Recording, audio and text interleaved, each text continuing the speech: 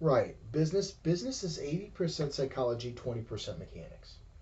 Always. Like Tony in Business Mastery, he spends a considerable chunk of time the first day really nailing down the psychology.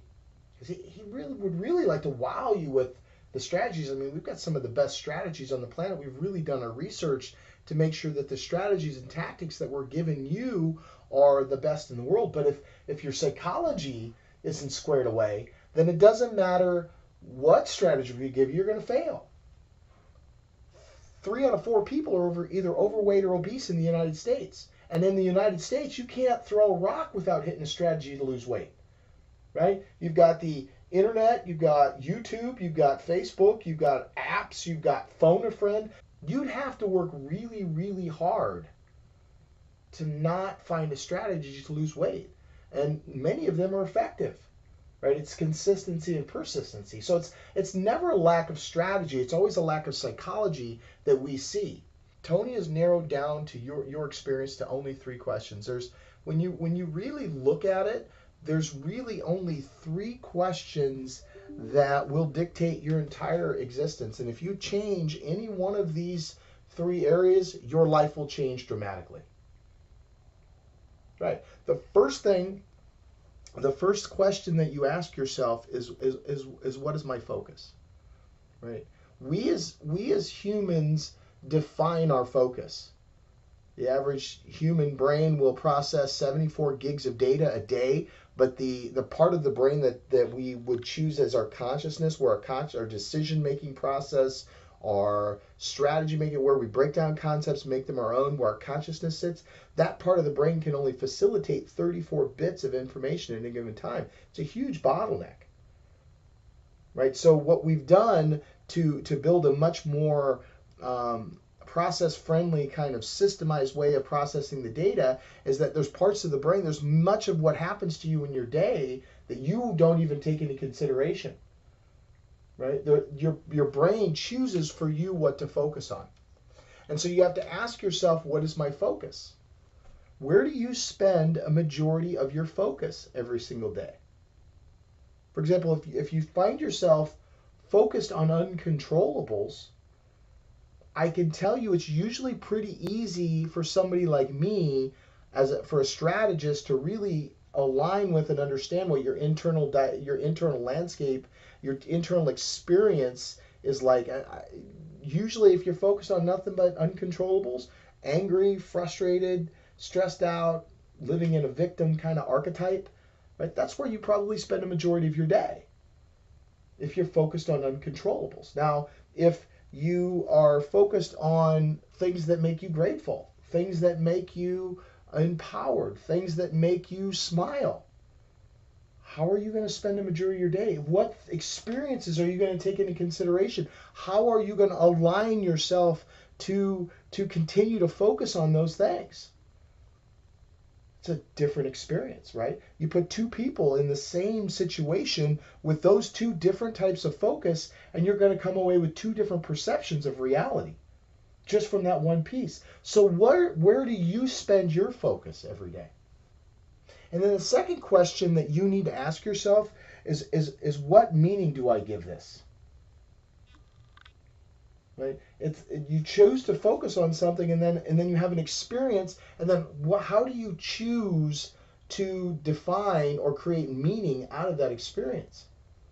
Again, we have 2 people, one focused on uncontrollables and one focused on gratitude, and they come through the same traumatic experience, and one will have a different representation, and one very well may have the other based upon what meaning they choose to give the experience that they came out of.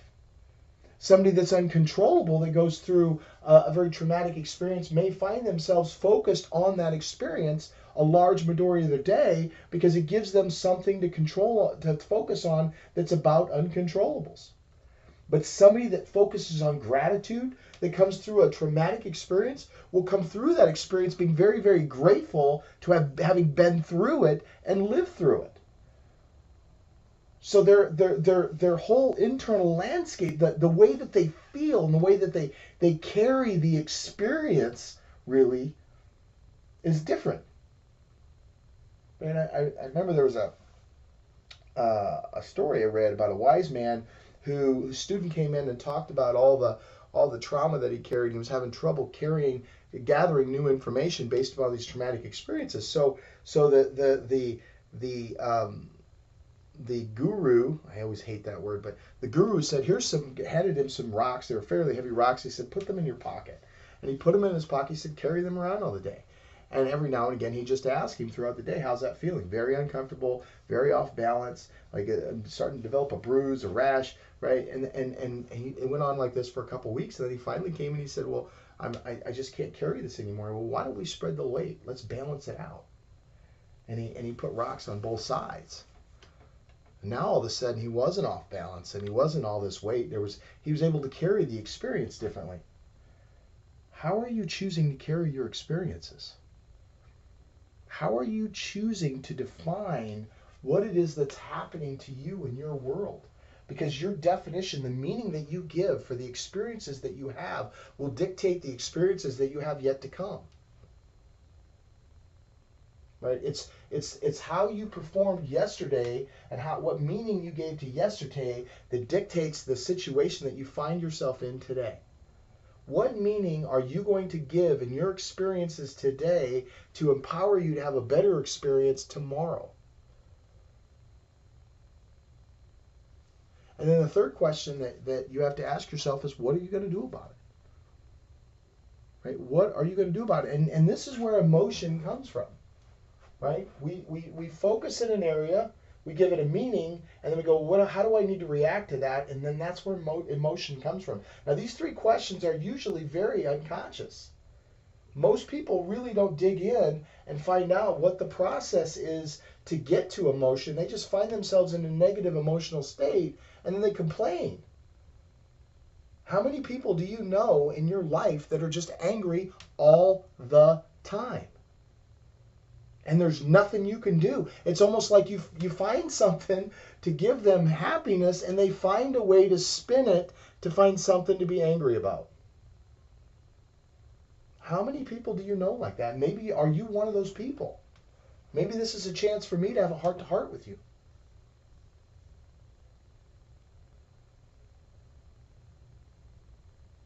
You've got to understand where meaning comes from.